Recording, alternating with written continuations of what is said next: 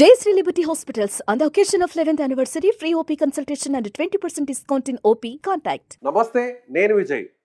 ఇప్పుడు పెహల్గామ్ అటాక్ తర్వాత ఇండియా పాకిస్తాన్ మధ్య యుద్ధం వస్తుందా రాదా?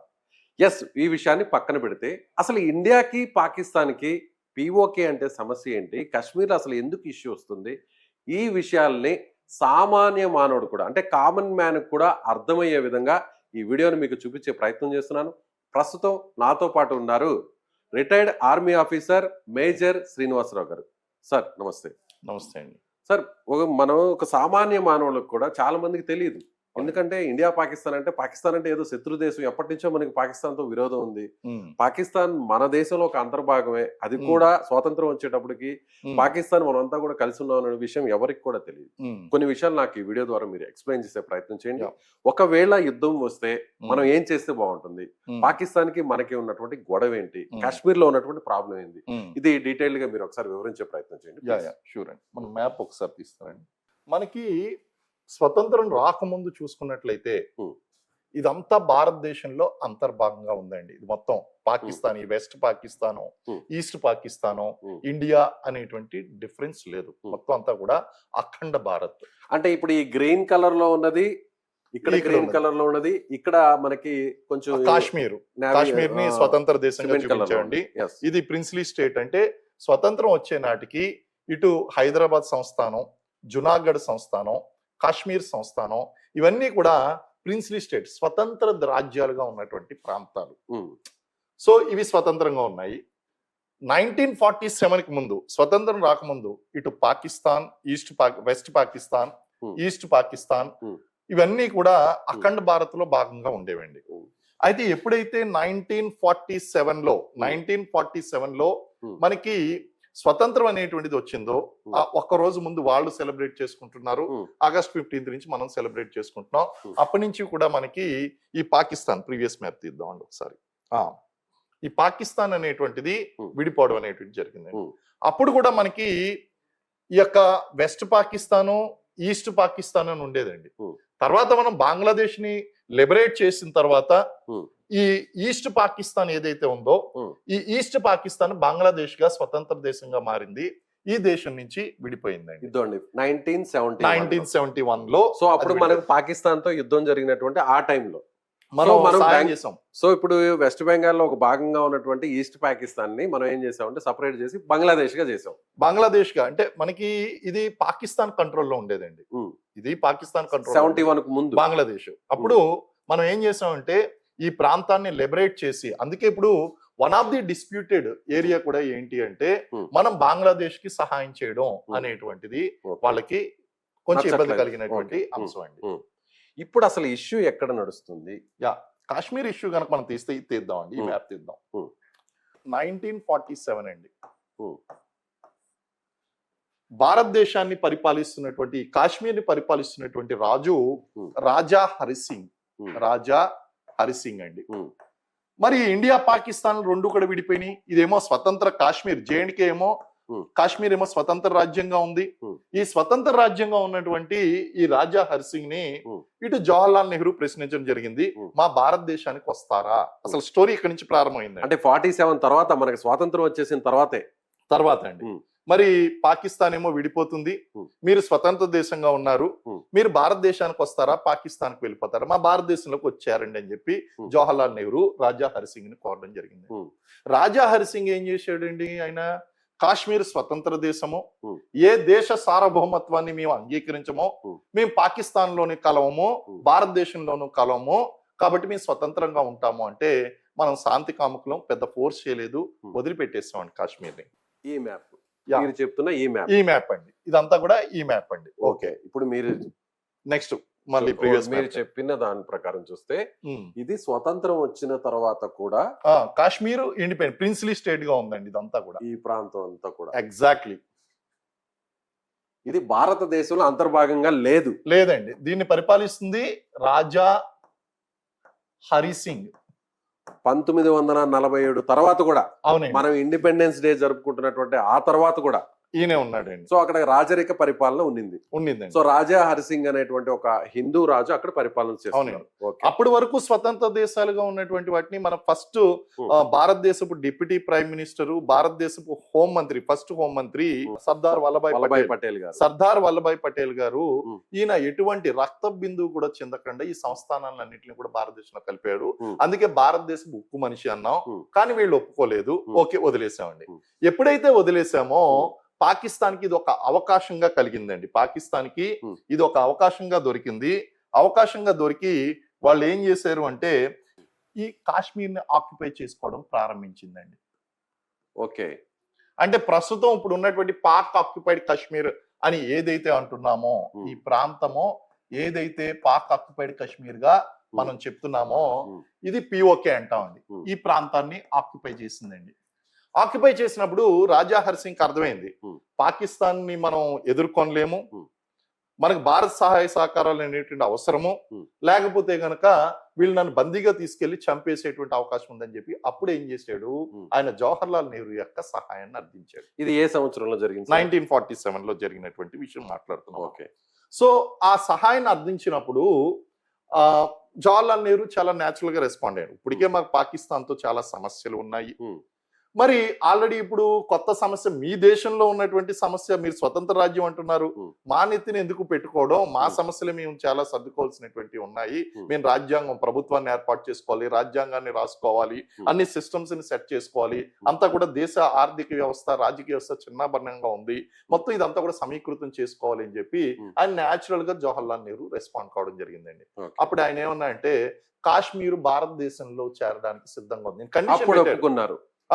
ఎప్పుడైతే ఎప్పుడైతే మన సర్దార్ వల్లభాయ్ పటేల్ గారు అడిగినప్పుడు మాత్రం ఒప్పుకోలేదు. ఒప్పుకోలేదు. ఎప్పుడైతే పాకిస్తాన్ దాని మీద అటాక్ చేయడానికి వచ్చిందో Hmm. రాజా హరిసింగ్ కి ఇంకా దిక్కుతోచినటువంటి పరిస్థితుల్లో Hmm. భారతదేశంలో చేరడానికి కాశ్మీరీ కలపడానికి అంగీకరించాను. అయితే Hmm.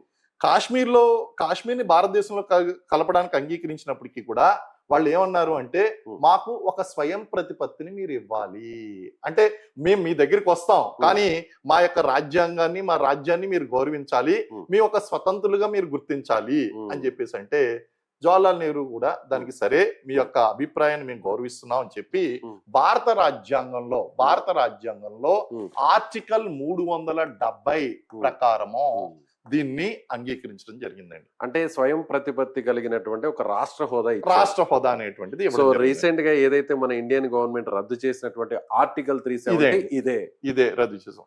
అయితే ఈ ఆర్టికల్ 370 మనం చేర్చడం వల్ల ఏం జరిగిందండి, Hmm.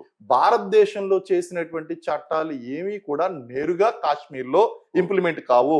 మళ్ళీ కాశ్మీర్ లో అసెంబ్లీలో వాళ్ళు చర్చ పెట్టుకుని దాన్ని స్పెషల్ మెజారిటీతో గనక దాన్ని అంగీకరిస్తే Hmm. ఆ చట్టాలు అప్పుడు అంగీకరించబడతాయండి. So Okay. ఇండియాలో ఉన్నటువంటి మనందరికీ కూడా ఒకటే రాజ్యాంగం, Hmm. కాశ్మీర్ ప్రజలకు 2 రాజ్యాంగాలు, మన దేశానికి ఒకటే త్రివర్ణ పతాకం, Hmm. వాళ్ళకి కాశ్మీర్ పతాకం అండ్ భారత భారత పతాకం. పతాకం. సిటిజన్షిప్ భారతదేశంలో ఉన్నటువంటి ప్రతి ఒక్కరికి కూడా ఒకటే సిటిజన్షిప్, కానీ కాశ్మీర్ లో ఉన్నటువంటి వాళ్ళకి 2 సిటిజన్షిప్లు అండి, కాశ్మీర్ పౌరసత్వము, భారత పౌరసత్వం. ఇది మొన్నటి వరకు ఇది రద్దు చేయనంత వరకు ఆర్టికల్ 370 స్వయం ప్రతిపత్తి అంటే అదే అనమాట అండి. Hmm. రద్దు చేయనంత వరకు ఆ విధంగా ఉండింది. ఎప్పుడైతే ఈ యొక్క ఆర్టికల్ 370 రద్దు చేశారో Hmm. ఆటోమేటిక్ ఏమైందంటే 2 పౌరసత్వాలు రద్దయిపోయినాయి, Hmm. 2 రాజ్యాంగాలు రద్దయిపోయినాయి. Hmm. స్థానికంగా ప్రో పాకిస్తాన్ గా ఉన్నటువంటి వాళ్ళు, పాకిస్తాన్ కి ప్రత్యక్షంగాను పరోక్షంగాను మద్దతు ఇస్తున్నటువంటి రాజకీయ పార్టీలన్నీ కూడా Hmm. చల్లగా అయిపోయినాయండి. Hmm. మొత్తం అక్కడ కూడా సాధారణ జనజీవన స్రవంతి అనేటువంటి Hmm. నడుస్తుందండి. Right. సరే, ఇక్కడ ఈ మనకి విషయానికి వద్దాం. ఇక్కడ మనకి మళ్ళీ ఇక్కడికి వచ్చిన తర్వాత Hmm. ఈ విధంగా అంగీకరించడం జరిగింది. వెంటనే ఏం చేశారండి, Hmm. మన ఇండియా ఎప్పుడైతే ఈయన సంతకాలు పెట్టేశాడో Hmm. భారతదేశంలో రావడానికి, Hmm. ఇప్పుడు మన దేశ సార్వభౌమత్వానికి సంబంధించినటువంటి విషయం, Hmm. వెంటనే మనం పాకిస్తాన్ మీద వారికి వెళ్ళి Hmm. ఇమీడియట్ గా మనం ఆల్మోస్ట్ ఆల్ వీళ్ళని ఓడించే దిశకు వెళ్ళిపోతే Hmm. అమెరికా ఇన్వాల్వ్ అయిందండి. అమెరికా. అమెరికా ఇన్వాల్వ్ అయ్యి Hmm. లేదు మీరు ఎక్కడ ఉన్నటువంటి వాళ్ళు అక్కడ ఆగిపోండి, Hmm. మీరు ఆగిపోతే గనక కొంచెం సమస్యలు ఇద్దరు, మా మాట వినండి, Hmm. మీరు పాకిస్తాన్ మీదకి యుద్ధానికి వెళ్ళడానికి వీల్లేదని చెప్పి అమెరికా జోక్యం చేసుకుంది. ఓకే. జోక్యం చేసుకుంటే దాన్ని గౌరవించి మనం ఏం చేసాం, స్టేటస్ కో ఎక్కడ ఉన్న వాళ్ళం అక్కడ ఆగిపోతాం అని చెప్పేసి Hmm. మనం ఆగిపోయాం. Hmm. కానీ అప్పటికే ఆక్యుపై చేసి ఉన్నటువంటి పాక్ ఆక్యుపైడ్ కాశ్మీర్ అనేటువంటిది Hmm. అది మన భారతదేశం యొక్క చేతికి రాలేదు. ఇదే ఇప్పుడు ప్రస్తుతం ప్రధాన సమస్య అండి మనకి. అంటే మనం ఆల్రెడీ పాకిస్తాన్ మీద గెలిచే పరిస్థితికి వచ్చేసాం. గెలిచే Almost- పరిస్థితికి వచ్చామండి. సో దీన్ని ఏదైతే పాకిస్తాన్ ఆక్యుపై చేసిందో ఈ ప్రాంతాన్ని ఉమ్. తిరిగి మనం కైవసం స్వాధీనం చేసుకునేటువంటి పరిస్థితుల్లో మనం ఉన్నాం. ఉన్నాం. యాక్చువల్ గా ఈ ప్రాంతం అంతా కూడా మన కంట్రోల్లోకి వచ్చేసిస్తుంది. ఇంకా వచ్చే ముందుకు పొజిషన్ లో వెళ్ళాలి. ఉన్నాం. వచ్చే పొజిషన్ లో ఉన్నామండి. ఉమ్. వచ్చే పొజిషన్ లో ఉంటే అంతర్జాతీయ ఒత్తిడికి మనం తల ఒగ్గాల్సి వచ్చింది. ఉమ్. వెంటనే మనం ఏం చేసామండి, సరే ఈ సమస్యను మీరు తర్వాత తీర్చుకుందరు కానీ దీన్ని ఎలా వదిలిపెట్టేసేయండి, ఉమ్. వదిలిపెట్టేసి మీరు ముందుకు వెళ్ళండి అని చెప్పేసి మనం దీన్ని ఏం చేసామంటే ఎల్ఓసి అన్నామండి, లైన్ ఆఫ్ కంట్రోల్, నియంత్రణ రేఖ అని చెప్పామండి. కానీ ఇంటర్నేషనల్ బార్డర్ మీకు ఐడియా ఉన్నది కానీ ఇంటర్నేషనల్ బార్డర్ అంటే అంతర్జాతీయ సరిహద్దు. అంతర్జాతీయ సరిహద్దు ఇక్కడ ఉందండి, లైన్ ఆఫ్ కంట్రోల్ అన్నామండి. దీన్ని ఏమన్నామంటే లైన్ ఆఫ్ కంట్రోల్. ఇదిగోండి ఎగ్జాక్ట్లీ ఇది లైన్ ఆఫ్ కంట్రోల్ అండి, అంటే నియంత్రణ రేఖ. అయితే అంతర్జాతీయ సరిహద్దు ఎక్కడ ఉన్నదండి? అంతర్జాతీయ సరిహద్దు ఇదిగోండి ఇక్కడ ఉన్నది అంతర్జాతీయ సరిహద్దు. ఇది ఐబి అండి, దీన్ని ఇంటర్నేషనల్ బార్డర్ అంటాం. ఏమంటామంటే ఇంటర్నేషనల్ బార్డర్. ఇది ఇంటర్నేషనల్ బార్డర్ కాదండి, ఇది LOC, line of control. Okay. అయితే ఇది ఇలా ఉండగా మనకి ఏం చేసిందంటే territory ceded by Pakistan to China 1963లో ఈ భూభాగాన్ని ఏం చేసిందండి, ఇక్కడ ఇది చైనాకి ఇచ్చేసిందండి. అలాగే చైనా కూడా ఈ భూభాగం ఏదైతే ఉందో ఈ భూభాగాన్ని అక్సాయ్ చిన్ అని కనిపిస్తుంది కదండి, ఈ ప్రాంతాన్ని ఏం చేసిందంటే చైనా ఆక్యుపై చేసిందండి. సో సో దీన్ని ఎల్ఏసి అన్నాం. దీన్ని ఏమన్నాం? లైన్ ఆఫ్ యాక్చువల్ కంట్రోల్, వాస్తవాధీన రేఖ అన్నాం. అంటే మనకి ఇప్పుడు 3 కనిపిస్తున్నాయండి. వాస్తవ ఇక్కడ చైనాతో ఉన్నది వాస్తవాధీన రేఖ, పాక్ ఆక్యుపైడ్ కాశ్మీర్ కి మధ్యలో ఉన్నది లైన్ ఆఫ్ కంట్రోల్. ఈ లైన్ ఆఫ్ కంట్రోల్ దాటి పాకిస్తాన్ బార్డర్ తో ఉన్నటువంటిది ఇంటర్నేషనల్ బార్డర్. సో అందరూ ఏమనుకుంటారు, ఇండియా పాకిస్తాన్ బార్డర్ అనుకుంటే ఇది అనుకుంటుంటారు. ఇది లేదండి, మనం చూపిస్తున్నాం ఇక్కడ. ఇదంతా కూడా మన భారతదేశం అనగానే ఇదంతా కూడా ఇదిగోండి, ఇదంతా మనం చూపించేస్తున్నాం. కానీ వాస్తవంగా కనుక చూస్తే మనం చూపించుకోవడంలో పూర్తి హక్కు ఉంది కానీ ఈ భాగాలు లేవు. కేవలం ఇది మాత్రమే భారతదేశంలో ఉందండి. సో ఈ భాగం మాత్రమే మనకు భారతదేశంలో ఉంది. ఈ భాగం అంతా కనుక మనం చూసినట్లయితే వాస్తవంగా పాకిస్తాన్ లో ఉందండి. ఇప్పుడు యుద్ధం అంటూ కనుక మనకు వచ్చినట్టయితే ఖచ్చితంగా ఈ పాక్ ఆక్యుపైడ్ కాశ్మీర్ ఏదైతే ఉందో దీన్ని వెనక్కి తీసుకురావాల్సినటువంటి అవసరం చాలా ఉంది. మొన్న బాలాకోట్ దాడులు జరిగినాయండి. బాలాకోట్లు దాడులు జరిగినప్పుడు కూడా అంటే ఇక్కడతో ఆగిపోలేదు కానీ మన స్టోరీ కనుక కంటిన్యూ చేసినట్లయితే ఈ లైన్ ఆఫ్ కంట్రోల్ ఇప్పుడు పాకిస్తాన్ ఆధీనంలో ఉండిపోయింది. వీళ్ళు ఏం చేశారంటే ఆజాద్ కాశ్మీర్ తో ప్రాబ్లం స్టార్ట్ చేయడం కోసం ఇక్కడ తీవ్రవాద ఉగ్రవాద సైనిక శిబిరాలని ఏర్పాటు చేశారండి లష్కర్ ఈ తయ్యబా ఈ పిఓకేలో. ఎందుకంటే పిఓకేలోకి భారతదేశం వెళ్ళడానికి లేదు ఇప్పుడు. కారణం ఏంటంటే ఆ డిస్ప్యూటెడ్ ఏరియా కాబట్టి స్టేటస్ కో ఎవరున్న వాళ్ళు అక్కడ ఆగిపోండి అన్నారు. మనం ఇక్కడ ఆగిపోయాం. పాకిస్తాన్ కి పూర్తి అవకాశం దొరికిందండి. ఇదిగో హిజ్బుల్ ముజాహిద్దీను, లేకపోతే లష్కర్ ఈ తయ్యబా, తాలిబన్, లేకపోతే ఇండియన్ ముజాహిద్దీన్, ఇలాంటి ఉగ్రవాద సంస్థలు ఏదైతే ఉన్నాయో ఈ ఉగ్రవాద సంస్థలన్నీ కూడా పాక్ ఆక్యుపైడ్ కాశ్మీర్ లో ఇటు ఐఎస్ఐ చేత్తోని, ఇంకోటి ఏంటంటే ఐఎస్ఐ అండి, ఐఎస్ఐ ప్లస్ పాక్ ఆర్మీ, ఈ రెండు కలిసి వీటిని సపోర్ట్ చేస్తూ పెంచి పోషిస్తున్నాయి. టెర్రరిస్ట్ ఆర్గనైజేషన్, టెర్రరిస్ట్ క్యాంపులు ఏదైతే ఉన్నాయో ఈ టెర్రరిస్ట్ క్యాంపులన్నింటినీ కూడా పెంచి పోషిస్తున్నాయండి. పెంచి పోషించడం కాకుండా వీళ్ళు ఏం చేస్తున్నారంటే సమయానుకూలంగా బ్యాడ్ వెదర్ కండిషన్స్ లో ఇక్కడ ఉన్నటువంటి ఉగ్రవాదుల్ని నెమ్మదిగా ఇక్కడికి తీసుకొస్తున్నారండి, కాశ్మీర్ కి తీసుకొస్తున్నారు. ఈ కాశ్మీర్ కి తీసుకొచ్చి ఈ కాశ్మీర్ లో వాళ్ళు జిహాద్ ను ప్రకటించారు. జిహాద్ ఇప్పుడు ఏంటి ఏమంటున్నారంటే కాశ్మీర్ ని భారతదేశం కబలించి వేసింది, పాకిస్తాన్ వెర్షన్. ఇప్పుడు వీళ్ళ స్వతంత్రం లేదు, భారతదేశానికి స్వతంత్రం ఉంది కానీ కాశ్మీర్ కి స్వతంత్రం లేదు. కాబట్టి మా యొక్క స్వతంత్ర సమరయోధులు, సో కాల్డ్ స్వతంత్ర సమరయోధులు వాళ్ళు చెప్తున్నారు స్వతంత్ర మిలిటెంట్స్ అంతా కూడా స్వాతంత్ర సమరయోధులుగా చెప్తున్నారు. పాకిస్తాన్ ఉప ప్రధాని కూడా అదే చెప్పారు. వాళ్ళ స్వతంత్ర సమరయోధులు, వాళ్ళు ఉగ్రవాదాన్ని స్వతంత్ర సమరయోధులు ఎప్పుడు కూడా అమాయకులైనటువంటి పౌరుల్ని చంపరు, లేదా ప్రజలను భయభ్రాంతులకు గురి చేయరండి. వీళ్ళకి ఏంటి అంటే ఇస్లాం మతాన్ని స్ప్రెడ్ చేయడము, జిహాద్ ని స్ప్రెడ్ చేయడము, అలాగే ఈ జిహాద్ పేరుతో ఈ కాశ్మీర్ ని మొత్తం పాకిస్తాన్ వైపు తీసుకువెళ్ళడం అనేటువంటిది ఎజెండాగా. ఇప్పుడు నాకు ఇంకొక డౌట్ సార్, మీరు మేజర్ గా ఉన్నారు, డైరెక్ట్ గా మీరు ఫ్రంట్ లో ఉన్నారు, సో మీరు బార్డర్ లో కూడా చాలా ఆపరేషన్స్ మీరు చూస్తుంటారు, వారిని కూడా దగ్గరగా చూస్తుంటారు. ఇప్పుడు మనకి వాళ్ళ సైనికులకి ఎక్కడ గొడవ జరుగుతుంది? ఈ లైన్ లో జరుగుతుందా లేదంటే ఎల్ఓసి దగ్గర కాల్పులు జరుగుతున్నాయా? ఎక్కడ అసలు కాల్పులు జరుగుతుంది? కాల్పులు జరుగుతుంది ఎల్ఓసిలో అండి. ఈ ఎల్ఓసిలోనే కాల్పులు జరుగుతున్నాయి. ఈ ప్రాంతం వెంబడి కాల్పులు జరుగుతున్నాయండి. ఎందుకంటే అంటే మనం మనకి పాకిస్తాన్ బోర్డర్ దాకా పోవట్లేదు. అసలు మన చేతిలోనే లేదండి. అక్కడ ఉమ్. స్టేటస్ కో అన్నారు కదా, వాళ్ళు ఆక్యుపై చేస్తారు కదా, ఉమ్. ఎక్కడున్న వాళ్ళు అక్కడ ఆగిపోండి అంటే మనం ఇక్కడ ఆగిపోవాల్సి వచ్చింది. లైన్ ఆఫ్ కంట్రోల్ సో ఇప్పుడు ఈ కంట్రోల్ అంతా పాకిస్తాన్ చేతిలో పాకిస్తాన్ చేతిలోనే ఉంది. ఉగ్రవాదులు ఇక్కడికి చొరబడుతున్నారు, వాళ్ళకి సాయం చేస్తుంది పాకిస్తాన్. కానీ మ్యాప్ మాత్రం మనం ఇండియా మ్యాప్ అంటే ఇదంతా చూపిస్తున్నాం. మరి చూపించాలండి, అంటే చూపించకపోతే మనదే మనం కదా. మంద కాబట్టి మనం చూపించుకోవాలి. ఉమ్. ఇది అందుకే డిస్ప్యూటెడ్ ఏరియాగా ఉంది. ఉమ్. ఇప్పటికీ కూడా ఉమ్. మనం యుఎన్ వాళ్ళు పోరాడుతుంది దేనికోసం అంటే దీని గురించి. ఉమ్. ఇక్కడ పాకిస్తాన్ యొక్క పాత్ర ఏంటి, ఉగ్రవాదాన్ని ఎలా పెంచి పోషిస్తుంది, అది నెంబర్ ఆఫ్ టైమ్స్ మన మినిస్ట్రీ ఆఫ్ ఎక్స్టర్నల్ అఫైర్స్ అలాగే మన అంబాసిడర్స్ వీళ్ళందరూ కూడా యుఎన్ కమిషన్ లో వాళ్ళు చెప్పడం జరిగింది, యుఎన్ సమావేశాల్లో చెప్పడం జరిగింది, పాకిస్తాన్ దోషిగా నిలబెట్టడం జరిగిందండి. వాళ్ళు చేస్తున్నటువంటి తప్పులన్నీ కూడా మనం చూపించగలిగాం. ఈ రోజు మనకి బార్డర్ లో ఫైర్ జరుగుతుంది, సీజ్ ఫైర్ అంటే మనం ఏం చేసామంటే సీజ్ ఫైర్ అంటాం. సీజ్ ఫైర్ అంటే మీరు కాల్పులు జరపద్దు, మేము కాల్పులు జరపం. కానీ ఇలాంటి ప్రాబ్లమ్స్ అయినప్పుడు ఆ యొక్క ఒప్పందాన్ని వాళ్ళు ఉల్లంఘిస్తారు, మనం ఉల్లంఘిస్తామండి. సో వాళ్ళు ఏం చేశారంటే వాళ్ళు ఫైరింగ్ చేయడం స్టార్ట్ చేశారు, మనం కూడా దానికి జవాబు చెప్పడం ప్రారంభమైంది. ఇప్పుడు ఫైరింగ్ అంతా కూడా ఈ లైన్ ఆఫ్ కంట్రోల్ లో జరుగుతుంది. ఇప్పుడు భారతదేశం గాని మన ప్రజలు గాని లేదా మన ప్రధాని గాని వీళ్ళందరూ కూడా కోరుకుంటుంది ఏంటి అంటే ఈ పాక్ ఆక్యుపైడ్ కాశ్మీర్ అంటే ఎవరైనా సరే కోరుకునేటువంటిది ఏంటి అంటే పాక్ ఆక్యుపైడ్ కాశ్మీర్ మనం తెచ్చేసుకోవాలి. అప్పుడు నెహ్రూ టైంలో జరిగినటువంటి ఏదైతే పొరపాటు ఉందో దానిని తిరిగి మనం సరిదిద్దుకునే ప్రయత్నం చేయాలి. అందులో భాగంగా పిఓకేని మన కంట్రోల్లోకి తీసుకోవాలి. సో అది వార్ ఖచ్చితంగా రావాలి. ఇప్పుడు పిఓకేని మన కంట్రోల్లోకి తీసుకోవడం అంటే నథింగ్ బట్ వారే కదా సార్. ఒక చిన్న సైజు యుద్ధమే అండి, ఒక బ్యాటిల్. ఇప్పుడు ఈ పిఓకేల నుంచి మొత్తం పాకిస్తాన్ ఆర్మీ వచ్చేస్తుంది. ఇది ఎప్పుడైతే మనం పాకిస్తాన్ ఆక్యుపైడ్ కాశ్మీర్ ని మనం ఈ లైన్ ఆఫ్ కంట్రోల్ దాటామో, ఎందుకంటే ఇక్కడ లైన్ ఆఫ్ కంట్రోల్ దగ్గర ఇక్కడ ఉన్నది పిఓకే కి సెపరేట్ సైన్యం అయితే లేదు కదండి, పాకిస్తాన్ సైన్యమే ఇక్కడ ఉంది. పాకిస్తాన్ ఆర్మీనే ఉంటుంది అక్కడ. ఇక్కడ బార్డర్ ఇక్కడ ఎల్ఓసిలో అవతల వైపు ఉన్నది పాకిస్తాన్ ఆర్మీనే. ఈ పాకిస్తాన్ ఆర్మీ ఆటోమేటిక్ గా అది పాకిస్తాన్ వార్ల కింద కన్వర్ట్ అయిపోతుంది. ఎప్పుడైతే మనం ఇక్కడికి వెళ్ళామో అది వార్ కింద కన్వర్ట్ అయిపోతుంది ఆటోమేటిక్ గా. మనం ఇక్కడ నుంచి ఎప్పుడైతే మనం అటాక్ చేయడానికి ప్రారంభించామో ఆటోమేటిక్ గా అవతల నుంచి రిటాలియేషన్ వస్తుంది.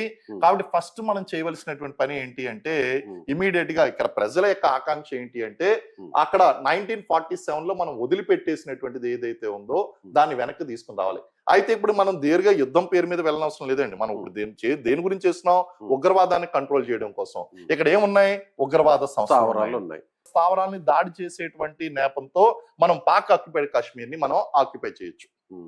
మనం వెనక్కి తెచ్చుకోవచ్చండి, తిరిగి మన భాగంలో మనం వెనక్కి తెచ్చుకోవచ్చు దీన్ని. సో ఫస్ట్ చేయవలసిన ఇమీడియట్ ప్రయారిటీ ఏంటి అంటే పాక్ ఆక్యుపైడ్ కాశ్మీర్ ని తీసుకుని వచ్చి ఇక్కడ పెట్టడం అండి. అలాగే మొన్న సర్జికల్ స్ట్రైక్స్ జరిగాయి అటాక్ తర్వాత.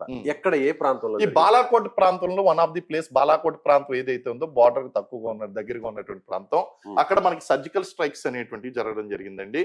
అందులో మనం అక్కడ ఉన్నటువంటి ఉగ్రవాద సంస్థలు ఏదైతే ఉన్నాయో అక్కడ మిలిటెంట్స్ భారీగా నష్టం కలిగించడం, అందులో మన MiG-29 విమానం అనేటువంటి కూలిపోవడం, అక్కడ F-16 విమానాన్ని మనం కూల్చివేయడం, ఇవన్నీ కూడా జరిగిపోయినాయి. ఆ తర్వాత వింగ్ కమాండర్ అభినందన్ ఆయన పట్టుబడ్డం, మళ్ళీ భారతదేశానికి ఆ ఒత్తిడి చూపించి యుద్ధం ఆ సమయంలోనే రావాలి వాళ్ళకి అనిపించింది.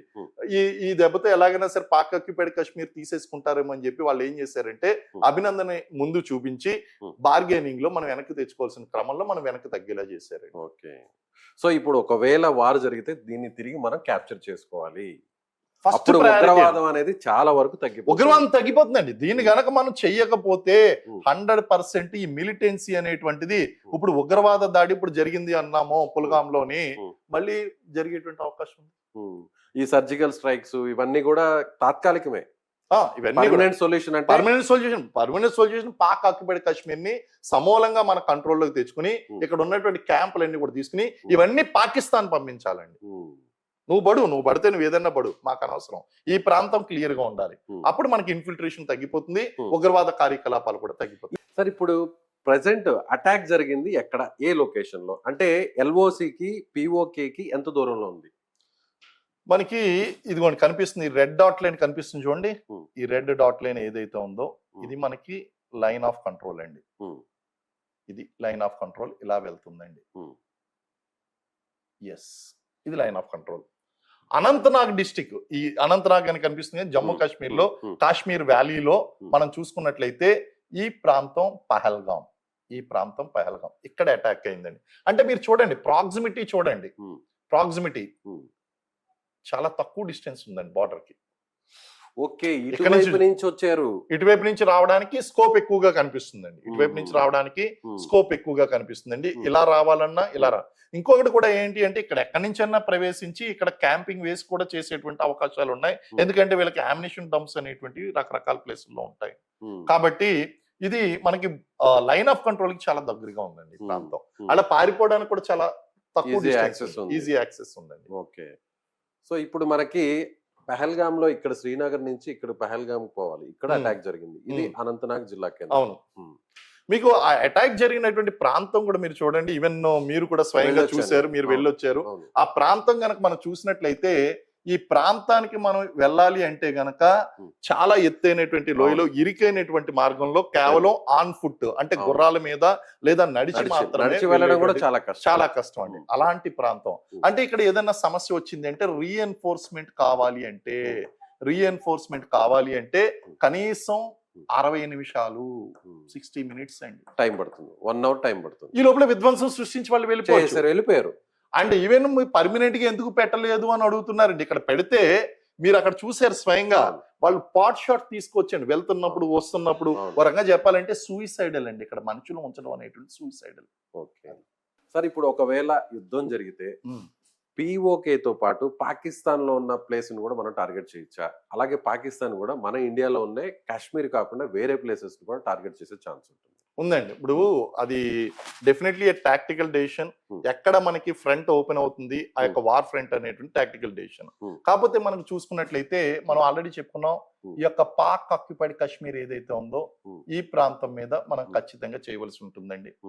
సరే, ఈ ప్రాంతం దాటేసామండి. ఇక్కడేమో ఇక్కడికి వెళ్ళాలంటే ఇక్కడ నుంచి పాకిస్తాన్ లోకి వెళ్ళేటువంటి అవకాశం లేదు. పాక్ ఆక్యుపైడ్ కాశ్మీర్ ఫస్ట్ తీసుకోవాలి, ఆ తర్వాత అక్కడికి వెళ్ళాలి. కాకపోతే ఈ మిగిలినటువంటి ప్రాంతం అంతా కూడా ల్యాండ్ బార్డర్ అండి. పాకిస్తాన్ తో ఉన్నటువంటి ల్యాండ్ బార్డర్ పంజాబ్, రాజస్థాన్. ఈ ఏరియా నుంచి ఎక్కడి నుంచి అయినా సరే మనం ఫ్రంట్ ఓపెన్ చేసుకోవచ్చు. మనకు కూడా అక్కడి నుంచి థ్రెట్స్ అనేటువంటివి ఉంటాయండి. So this entire north west corner, ఈ నార్త్ వెస్ట్ కార్నర్ ఏదైతే ఉందో ఇది మొత్తం కూడా మనకి చాలా హాట్ గా మారిపోతుందండి. సో ఇక్కడ మనం వార్ చేస్తున్నా కూడా ఇదంతా కూడా అలర్ట్ గా ఉండాల్సినటువంటి అవసరం. నాట్ ఓన్లీ దిస్, ఈవెన్ మనకి ఇది కూడా అలర్ట్ గా ఇక్కడ వాటర్ చూడండి, వాటర్ ఫ్రంట్ కూడా మనం సేఫ్ గార్డ్ చేసుకోవాల్సినటువంటి అవసరం ఉంది కదా. ఇక్కడ ఇండియన్ నేవీ, ఇక్కడ కూడా మనకి ఇక్కడ ఇండియన్ నేవీ అంతా కూడా ఇక్కడ గార్డ్ చేసుకోవాలండి. అరేబియా సముద్రంలోను బే ఆఫ్ బెంగాల్ లో కూడా ఇక్కడ కూడా మనం మొత్తం గార్డ్ చేసుకోవాలండి. ఎందుకంటే వీళ్ళ యొక్క సబ్మెరైన్స్ వచ్చి ఇక్కడ మన క్రూషియల్ ఇన్స్టాలేషన్ టార్గెట్ చేసేటువంటి అవకాశం ఉంటుంది. మరొక విషయం చెప్తానండి మీకు. సరే, ఇక్కడ యుద్ధం జరుగుతుంది, మరి మన చిరకాల శత్రువు, ప్రియ శత్రువు ఉన్నాడుగా చైనా. మరి ఆ చైనాని మరి ఏం చేయాలి? So again we have to safeguard this area. అక్కడ కూడా మనం జాగ్రత్తగా ఉండాలి. చైనా నుంచి కూడా మనం నమ్మడానికి వీల్లేదండి. Even we're having problem from China. Okay, సరే, చైనా నుంచి ప్రాబ్లం ఉంది అనుకుంటే అనదర్ ప్రాబ్లం అండి బంగ్లాదేశ్. ఇప్పుడు ఆల్రెడీ బంగ్లాదేశ్ కూడా ఒక ప్రాబ్లము. అక్కడ ఉన్న హిందువుల్ని ఇప్పటికే అక్కడ చంపేస్తున్నారు, హత్య చేస్తున్నారా? అంటే ఒకసారి వార్ గనక మనకి స్టార్ట్ అయింది అంటే కేవలం మనం ఇక్కడ మాత్రమే కాన్సన్ట్రేట్ చేయడం అనేటువంటిది కాదు. ఇక్కడ మనం ఈ బార్డర్స్ ని మనం స్ట్రెంథన్ చేసుకుంటేనే ఏ టెరిటోరియల్, ఈ వాటర్ టెరిటోరియల్ ఇంటిగ్రిటీ ఏదైతే ఉందో దీన్ని కాపాడుకుంటూనే మనం ఇక్కడ స్ట్రెంథన్ చేసుకుని మనం చూడాలి. అంటే ఇప్పుడు ఏంటండి, ఆల్ రౌండ్ థ్రెట్ అనేటువంటిది ఉంది. ప్రయారిటీ వన్ లో భాగం ఇది కూడా priority 1. And at the same time వీటిని కూడా మనం చూసుకోవాలండి. ఇవన్నీ కూడా ఇన్ని ఫ్రంట్స్ లో ఓపెన్ అయ్యేటువంటి ఒక డౌట్ సార్, వార్ స్టార్ట్ అయితే సో కేవలం ఈ ప్లేసెస్, ఈ రాష్ట్రాలకే ప్రమాదం పొంచి ఉంటుందా? మిగిలినటువంటి సౌత్ ఇండియా ప్లేసెస్ లో కూడా ఏమన్నా ప్రమాదం ఉంటుంది? ఉన్నాయండి. Inter continental ballistic missiles, ICBMs biggest threat అండి. అంటే పక్క దేశంలో ఉన్నటువంటి కాదు, పక్క ఖండంలో ఉన్నటువంటి వాటిని కూడా టార్గెట్ చేసేటువంటి మనము చేయొచ్చు, వాళ్ళ దగ్గర కూడా వాళ్ళు సపోర్ట్ తీసుకుంటారండి ఖచ్చితంగా. వేరే దేశం యొక్క అమెరికా సపోర్ట్ కానీ, అమెరికా ఇప్పుడు మనం ఆల్రెడీ ఇంత ముందు మనం చెప్పుకున్నాం, అమెరికా ఇప్పుడు ఏం మాట్లాడకపోయినా సరే ఆయుధ వ్యాపారం చేసేటువంటి స్కోప్ అయితే ఉంది. కాకపోతే మనం అమెరికా మీద తీసుకురావాల్సినటువంటి ఒత్తిడి మనం తీసుకొస్తాం. But we cannot rule out that. Telugu రాష్ట్రాలకి ఏమన్నా ఇబ్బంది ఉంటుంది? 100%. తెలంగాణ, ఈస్టర్న్ ఇక్కడ నుంచి సబ్మెరైన్ ద్వారా వచ్చి ఇక్కడ అటాక్ చేసేటువంటి అవకాశం ఉంది. ముఖ్యంగా హైదరాబాద్ చూసుకోండి, Hyderabad is also at big problem. ఎందుకంటారు హైదరాబాద్ కి థ్రెట్ ఎందుకు? హైదరాబాద్ లో ఇక్కడ కొన్ని, ఇప్పుడు ఓపెన్ గా చెప్పకపోయినా అందరికి మీడియాలో వచ్చినటువంటి న్యూస్, ఇక్కడ కొన్ని క్రూషియల్ డిఫెన్స్ ఇన్స్టాలేషన్స్ ఉన్నాయి. ఉమ్, ఆ ఇన్స్టాలేషన్ మనకి డిస్ట్రాయ్ చేయడం చాలా, వాళ్ళు ఫోకస్ పెట్టేటువంటి స్కోప్ ఉంది ఇక్కడ. ఉమ్, కాబట్టి ఇక్కడ నుంచి కొట్టాలి అంటే ఇక్కడ నుంచి కొట్టలేరు, ఇక్కడ నుంచి డిస్టెన్స్ ఎక్కువగా ఉంటుంది, Hmm. ఇక్కడ నుంచి డిస్టెన్స్ ఎక్కువగా ఉంటుంది. Hmm. వెరీ ఈజీ అండి, ఇక్కడ నుంచి బే ఆఫ్ బెంగాల్ నుంచి కొట్టచ్చు. ఉమ్. సో ఇది థ్రెట్ ఉన్నదండి ఇక్కడ. మన ఇండియా నుంచి పాకిస్తాన్ లో ఏ లొకేషన్ అయినా మనం టార్గెట్ చేసే సామర్థ్యం, ఆ కెపాసిటీ మన దగ్గర ఉందా? మన ఆర్మీ ఉన్నాయండి, మన దగ్గర ఇంటర్ కాంటినెంటల్ బాలిస్టిక్ మిజైల్స్ ఉన్నాయి, బ్రహ్మోస్ ఉన్నాయి. Hmm. అలాగే మిజైల్ సిస్టమ్స్ లో కూడా మనం చూసుకున్నట్లయితే Hmm. చాలా భయంకరంగా అక్కడ ఉన్నట్టు మన ఎయిర్ ఫోర్స్ తోను, మన మిజైల్ సిస్టమ్స్ తోను Hmm. చాలా ఫిక్స్డ్ గా పాకిస్తాన్ మొత్తాన్ని మనం కవర్ చేయొచ్చు. 100% అండి. నాట్ ఓన్లీ పిఓకే, మొత్తం అవును. పాకిస్తాన్ లో ఏ మూల ఏ కూడా భాగాన్నైనా సరే మనం టార్గెట్ చేయొచ్చండి. మీరు ఒకసారి చూడండి, Hmm. దీని యొక్క డెప్త్ చూడండి, పాకిస్తాన్ యొక్క డెప్త్ చూడండి, ఇండియా యొక్క డెప్త్ చూడండి. ఉమ్, ఇండియాని డిస్ట్రాయ్ చేయాలంటే చాలా హ్యూజ్ భూభాగం ఉందండి, కానీ Hmm. పాకిస్తాన్ చూసుకుంటే ఈ భాగాన్ని మనం డిస్ట్రాయ్ చేస్తే చాలండి. చిన్న ముక్క, మన 2 రాష్ట్రాలను కలిపినంత కూడా లేదండి. ఉమ్, ఆంధ్ర తెలంగాణలను కలిపినంత ఉందండి పాకిస్తాన్. దాని మీద కొంచెం పెద్దదేమో, మన తెలుగు రాష్ట్రాల కంటే కొంచెం పెద్దదైనటువంటిది ఇది. ఉమ్, సో ఆ విధంగా కనుక మనం టెరిటోరియల్ గా మనం చూసుకున్నట్లయితే Hmm. అది చాలా చిన్న దేశం. ఉమ్, Of course, we face some difficulties in chasing those targets and destroying those targets, but definitely there will be clear cut. ఇక్కడ యుద్ధం జరిగితే గనక రెండే 2 అవకాశాలు ఉన్నాయండి. Hmm. ఒకటి ఇండియా నెగ్గుతుంది, Hmm. పాసిబిలిటీ నెంబర్ 1 ఇండియా నెగ్గుతుంది. Hmm. Possibility number 2 Hmm. Refer the possibility number 1. Okay. అంటే ఎట్టి పరిస్థితుల్లో అన్నా సరే Hmm. భారతదేశం నెగ్గుతుంది. సో ఫస్ట్ టార్గెట్ అయితే మనకి పిఓకేని మన కంట్రోల్లోకి తీసుకోవాలి. సో అంతే. ఇప్పుడు టెర్రరిజం, మిలిటెంట్స్ అనేవి లేకుండా చేయాలంటే ఇది చేయాలి. పిఓకేని మనం టార్గెట్ చేయవలసినటువంటి అవసరం చాలా సో ఆ చాలా దిశగా ఇప్పుడు అడుగులు పడుతున్నాయి అనుకోవచ్చా? ప్రెసెంట్ చూస్తున్నటువంటి ఈ మూమెంట్స్ చూస్తే యుద్ధం దిశగా అడుగులైతే పడుతున్నాయి. ఇందులో సర్జికల్ స్ట్రైక్ కి వెళ్ళొచ్చు, మేజర్ మిలిటరీ ఆపరేషన్స్ కి వెళ్ళొచ్చు, యుద్ధానికి వెళ్ళొచ్చు. It's all depending upon the reaction by Pakistan. Pakistan reaction. Otherwise మనం కూడా దేనికైనా సిద్ధంగా ఉన్నాం, వాళ్ళు మేము దేనికైనా సిద్ధంగా ఉన్నాం అని చెప్తున్నారు. కానీ మన అవసరం ఏంటి అంటే పాక్ ఆక్యుపైడ్ కాశ్మీర్ ని గనక మనం ఆక్యుపై చేసుకోకపోతే, దాని అక్కడ ఉన్నటువంటి ఉగ్రవాద స్థావరాలని గనక మనం డిస్ట్రాయ్ చేయకపోతే ఇలాంటి ఇన్సిడెంట్స్ ఫ్యూచర్ లో కూడా పునరావృతం అయ్యేటువంటి. మరొక విషయం సార్, ఈ సందర్భంగా లేటెస్ట్ గా కొద్దిసేపటి కిందట పాకిస్తాన్ మంత్రి కూడా ఒక స్టేట్మెంట్ ఇచ్చారు, మా దగ్గర అణ్వాయుధాలు ఉన్నాయి, సో ఇవి భారత్ కోసమే, 130 అణుబాంబులు ఉన్నాయి, కాచుకోండి, మేమేం తగ్గము అని ఆయన ఒక స్టేట్మెంట్ ఇచ్చారు. ఓకే అండి, ఇప్పుడు 2 వ్యక్తులు ఉన్నారండి. మీ దగ్గర కొన్ని అణుబాంబులు ఉన్నాయి, నా దగ్గర కొన్ని అణుబాంబులు ఉన్నాయి. మీరు అణుబాంబులు వేస్తే నా దేశంలో కొన్ని ప్రాంతాలు పోతాయి, నేను అణుబాంబులు వేస్తే మీ దేశం మొత్తం పోతుంది, పాకిస్తాన్ మొత్తం పోతుంది. ఇప్పుడు అవతల వాడు సూయిసైడల్ గా మారి నా దేశం పోయినా పర్వాలేదు, నేను సర్వనాశనం అయిపోయినా పర్లేదు అనుకుంటే గనక వాడు ఉపయోగించుకోవాలి. అంటే కేవలం బెదిరింపులకే ఉపయోగపడుతుంది. ఏ ఒక్కడు కూడా అణుబాంబులు ఎందుకు ఉపయోగించాలండి? ఎందుకు ఉపయోగించాలి? వాళ్ళని అరిచే కుక్క ఎప్పుడు కరవదంటారు, కరవదండి. సో ఇప్పుడు పాకిస్తాన్ చూస్తుంటే అదే అనుకోవచ్చు మనం.